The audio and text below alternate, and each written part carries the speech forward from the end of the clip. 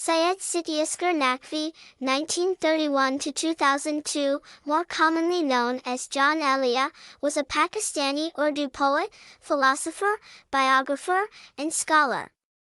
A child prodigy, he began writing poetry at age 8 but didn't publish his first poetry collection, Syed, until age 60. John Elia has been called the poet of pain. John Elia was deeply interested in the disciplines of history, philosophy, and religion. This gave a certain touch of otherness to his personality and poetry. His poetry is remarkable for its effortless expression and immediacy of appeal. While he published his first anthology Syed, 1991, during his lifetime, other poetry collections Yani, 2003, Gaman, 2004, Lekin, 2006, Goya, 2008, and a book in prose titled Farnud, 2008, were published posthumously by his trustworthy companion Khalid. Furthermore, Khalid compiled John's epic poem, Ramuz, consisting of 12 tablets, as well as a book titled Main Ya Main, which contains articles about John Elia, written by various individuals, his friends, his acquaintances, and various prominent literary figures. This book gives a deep insight about John's life and his works and is a very important document for those who are interested in knowing John Elia more.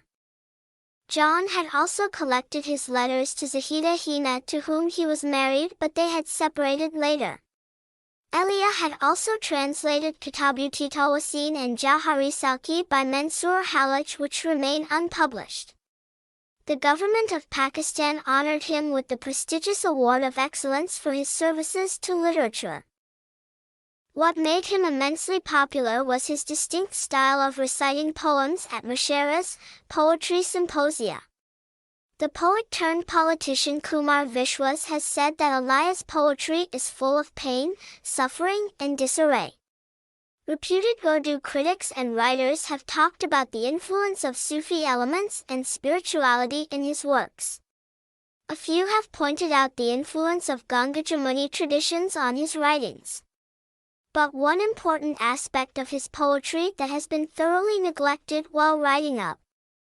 Born and raised in Amroha in western Uttar Pradesh, Elia shifted to Karachi 10 years after partition. For him, the idea of Pakistan was not that of an Islamic country.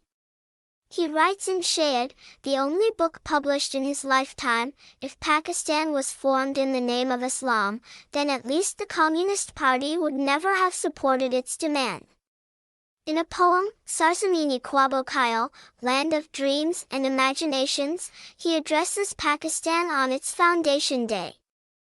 Interestingly, he writes that the antagonism between the ulama, Islamic scholars, and young Marxists/atheists is a recent phenomenon.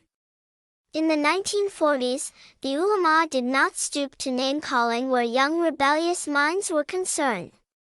Instead, the ulama used to say that this Marxist youth's rejection of religion was due to the kind of vast readings that the youngsters were indulging in, and given the opportunity of reading more scholarly material, they would revert to Islam.